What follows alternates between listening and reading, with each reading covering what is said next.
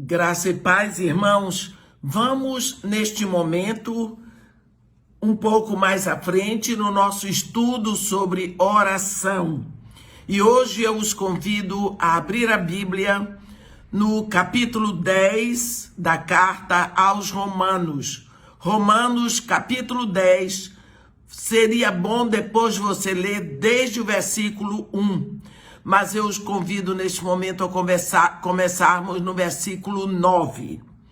Romanos 10, versículo 9, onde está escrito assim: se com a tua boca confessares Jesus como Senhor, e em teu coração creres que Deus o ressuscitou dentre os mortos, serás salvo.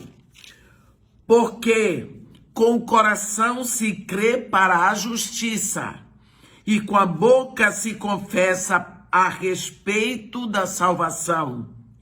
Porquanto a Escritura diz: todo aquele que nele crê não será confundido, pois não há distinção entre judeu e grego, uma vez que o mesmo é o Senhor de todos, rico para com todos os que o invocam. Porque todo aquele que invocar o nome do Senhor será salvo. Amém. Então, quando nós lemos aqui no versículo 13, porque todo aquele que invocar o nome do Senhor será salvo. A oração é o exercício prático mais importante de toda a nossa vida. Assim, o primeiro passo para estabelecer uma vida efetiva de oração é o seguinte: assegure-se que você conhece Jesus como seu Senhor único e suficiente Salvador, antes de tentar começar uma vida diária de oração, uma vida profunda de oração. Assegure-se disso. Por isso eu quis começar hoje com Romanos 10. Porque para estabelecer uma vida de oração, você tem que se assegurar, ter certeza que Jesus Cristo é o seu único Senhor e suficiente Salvador. Você não precisa de ninguém mais para lhe salvar. Você não precisa da ajuda de ninguém. E Jesus Cristo também não precisa. Então, que ele seja o seu único Senhor e suficiente Salvador.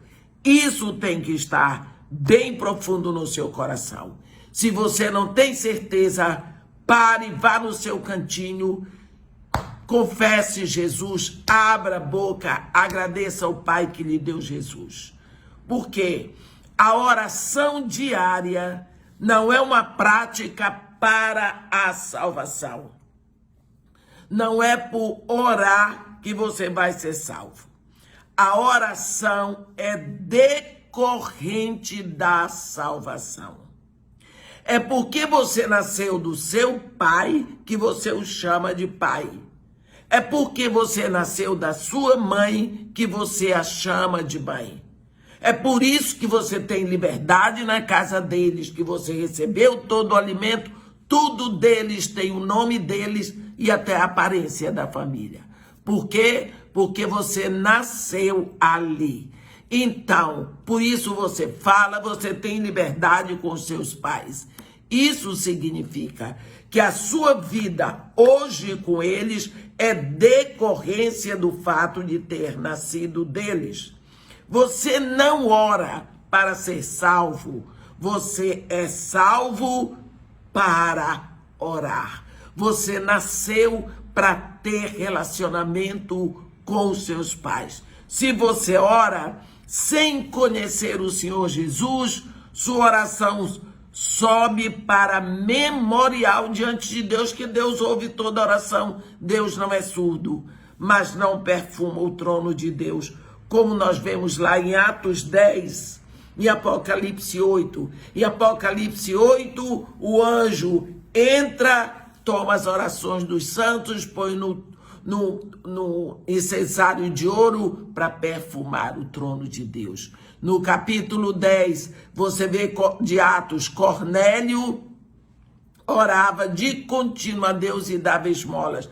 A oração dele sumiu como memorial. Depois de algum tempo, Deus então manda o anjo para dizer para ele chamar Pedro, para Pedro chegar lá, pregar Jesus na casa de Cornélio, para que ele se convertesse a Jesus Cristo.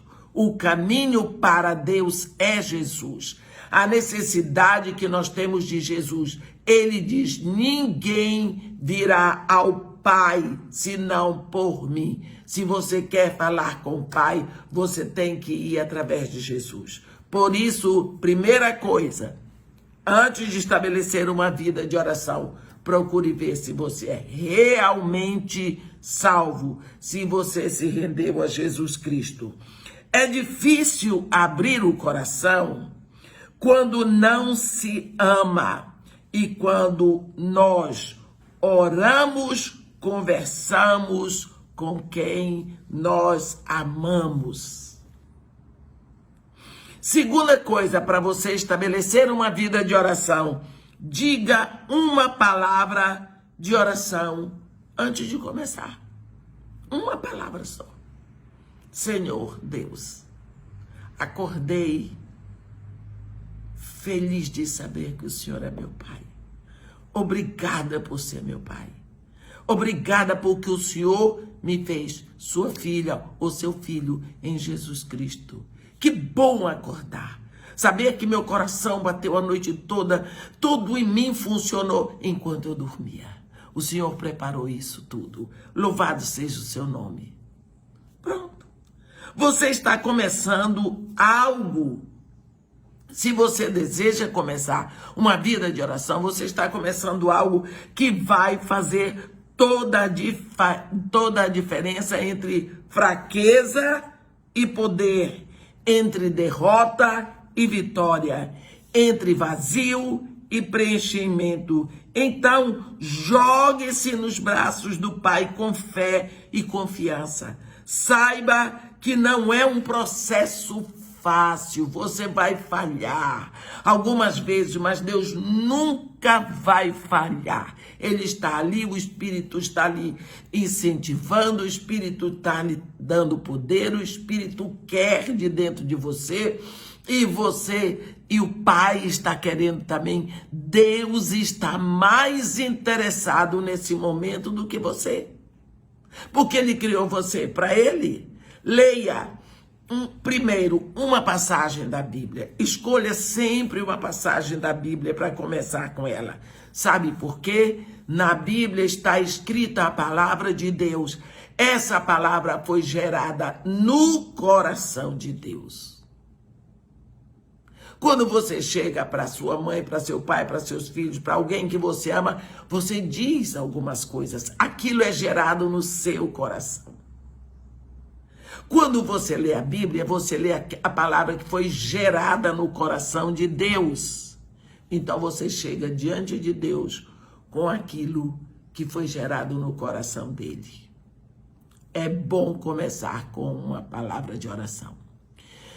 Outra coisa, decida quanto tempo você vai usar diariamente em oração. Eu não sei como é a sua vida, mas é preciso você decidir. É você quem decide, e é melhor começar com um tempo menor, pois você não está acostumado a ficar diante de Deus em oração. Então, veja um tempinho pequeno. Depois, você pode ir aumentando, mas não comece com muito tempo, não. Comece com 15 minutos. Isso é uma sugestão minha. Pode ser que você só possa começar com 10. Se você começa com 15 minutos, você pode pegar 5 minutos para ler a Bíblia, 5 minutos para meditar, conversar, perguntar aquela palavra, 5 minutos para orar. Então você tem os 15 minutos, não é? Não comece exagerando no tempo, porque vai ser muito difícil cumprir esse tempo. Você, de uma hora para outra, não tem o que fazer diante de Deus. Então você tem que ficar ali amarrada no tempo. Não fique diante de Deus porque é obrigada. É preciso que você fique com Deus, não é? Mantenha o seu encontro com Deus na sua proposta do que você prometeu. Trate Deus como você quer ser tratado. Uma vez que você estabeleceu o tempo, cumpra-o. Tudo é feito em fé. Você fez um trato com Deus. Ele diz que é para não fazer voto, mas se fizer, deve cumpri-lo. Não fique em emoção. A fé não crescerá se não for exercitada. Você precisa, a oração também é um exercício de fé. Faça a agenda do dia em torno do seu tempo de oração e não fazer o seu tempo de oração em torno da agenda do seu dia. Olha, nós devemos, no melhor do possível, dar prioridade ao tempo estabelecido, mesmo sabendo que surpresas podem acontecer. Mas isso nos ajudará a manter uma vida de oração. Manter o tempo na vida de oração é muito difícil, mas disciplina é necessária para se construir hábitos. Você precisa construir hábitos de oração. Nós aprendemos em psicologia que hábito é uma segunda natureza. Você, então, vai estar habituado. Agora é tempo de orar. Agora é tempo de eu falar com meu pai. Preciso chegar lá para dizer para ele: Senhor, acordei, a noite foi assim, descansei. Agora eu tenho um dia pela frente. Que bom que entre o dia de ontem e o dia de hoje o Senhor botou uma noite para eu descansar. É assim. Agora você lê o trecho, depois você medita, conversando com o texto. Mas o que será que quer dizer isso aqui? Que coisa boa! Você vai conversar com aquele texto. Depois, em cima daquilo, você vai orar ao seu Pai. Outra coisa, melhor que o tempo de oração seja estabelecido como a primeira atividade do seu dia. Comece o seu dia com oração. Eu não tenho tempo. Acorde 15 minutos antes. Só isso. É bem no início do dia que você vai preparar com Deus o caminho para tudo o que está à sua frente. O caminho ficará mais claro. O fardo menos pesado. Se você começa o seu dia em oração.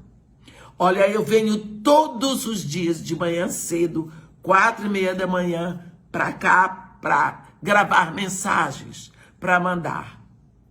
Eu primeiro oro, eu falo com meu pai, eu venho para cá. Que dia maravilhoso! Não posso me queixar do meu dia. Não é à toa que nós vemos Jesus dizer a seus discípulos em Mateus 26:46. Levantai-vos, vamos, eis que o traidor se aproxima. Por quê? Ele diz, levantai-vos, porque ele passou a noite em oração. Os discípulos dormiam. É melhor orar no início do dia, nos leva a repetir o que Jesus disse. Levantai-vos, levantai-vos, vamos. Os salmos nos ensinam muito sobre esse hábito de orar. Primeira coisa do dia. Você vê no Salmo 88, no versículo 13, está escrito assim: mas eu, Senhor, clamo a ti por socorro, e antemanhã já antecipa diante de ti a minha oração. Nós vemos no Salmo 59, 16, pela manhã louvarei com alegria a tua misericórdia. E também no Salmo 119, versículo 147, antecipo-me ao alvorecer do dia e clamo. Vê, salmistas, nós lembramos que o livro de Salmos é a maior escola de oração na Bíblia. Então esses homens que oram, eles têm esse hábito de levantar de madrugada para orar. de começar de madrugada, não é? Uma vez eu estava dizendo que eu sempre orei de madrugada e um amigo pastor meu disse, porque de madrugada a fila é menor, irmã. Eu disse, não, porque de madrugada a minha fila, na minha mente, nas preocupações, nenhuma, minha prioridade é Deus. E outra coisa, de madrugada não é fila menor, porque enquanto é madrugada aqui, não é no Japão. Os coreanos estão lá orando, os chineses, todos os filhos de Deus que entenderam oração, eles vão antes de começar qualquer coisa durante o dia. É melhor lavar a nossa alma, deixar o mestre lavar os nossos pés antes de começarmos o dia. Antes de começarmos o dia, chegar diante de Deus, louvando, agradecendo e levando diante de Deus a nossa proposta para aquele dia. Senhor, eu estou pensando de hoje fazer assim, assim, assim, assim, assim. Mas eu quero a sua sugestão para mim. Eu vim aqui para receber o seu conselho, ó Pai, porque eu preciso do Senhor. Eu deposito as minhas dúvidas, as minhas agonias aqui diante dos seus pés. Tudo aí para receber a sua impressão, a sua sugestão, o seu desejo. Faça-se a sua vontade aqui na minha vida, como ela foi feita na vida de Jesus, ó Pai. Um outro ponto para estabelecermos uma vida de oração. Escolha com calma o assunto da oração. Não venha de qualquer jeito. Hoje eu quero falar com o Pai sobre isso, aquilo, outro. Escolha com calma. Nós precisamos de ter prioridade e é sempre melhor procurar um lugar calmo e particular. Como Jesus diz, entra no teu quarto e fecha a porta. E ora ao teu Pai em secreto, e o teu Pai que te ouve em secreto te recompensará. Mesmo quando você não tem privacidade. É bom buscar algo que tampe os nossos ouvidos. Às vezes você tem uma casa tão pequena, cheia de pessoas, e você não tem privacidade. Ponha um pouco de algodão em ambos os ouvidos e procure um cantinho e fique lá, para você não ser atrapalhado por ruídos que vêm de fora, para não distrair a sua mente. Já é tão difícil a concentração nesse mundo cheio de barulhos, de ruídos. Então, procure se abster de tudo que pode prejudicar o seu encontro de amor com Deus ali.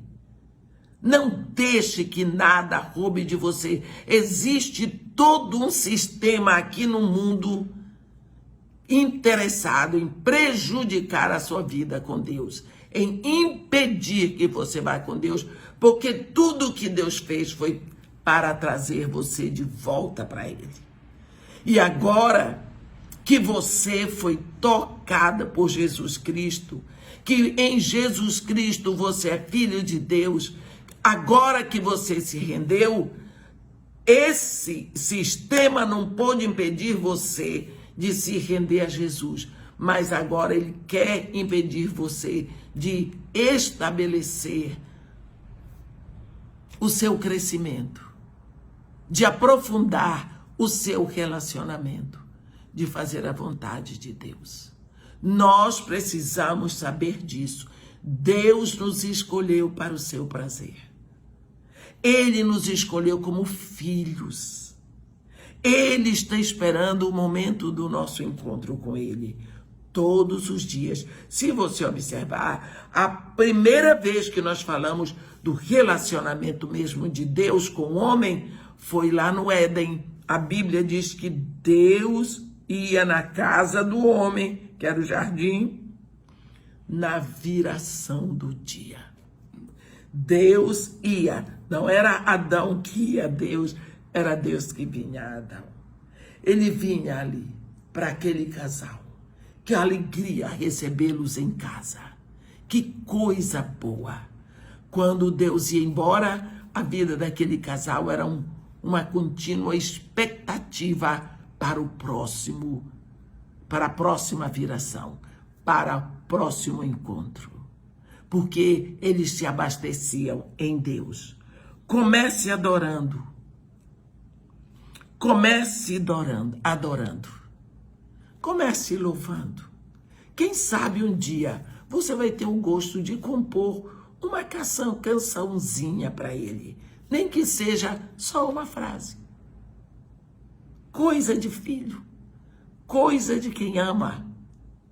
E outra coisa, sempre fale a Deus como seu Pai. Olha, Jesus Cristo sempre falou Pai. Ele falava do meu Pai. Ele veio para revelar o seu Pai. Então, Deus que criou isso para nós, de que nós o chamaríamos de filho, porque ninguém conhece Deus mais do que Jesus e o Espírito. E se Jesus disse, quando orardes, dizei Pai, é porque assim é que Deus quer ser chamado de Pai.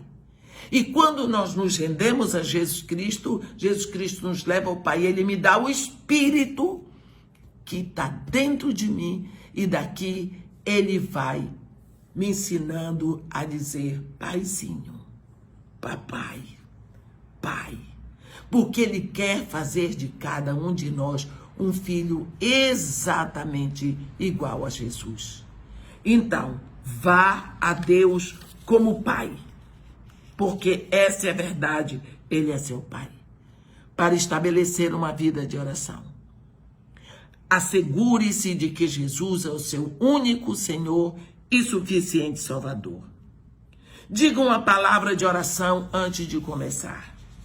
Decida quanto tempo você vai ficar em oração.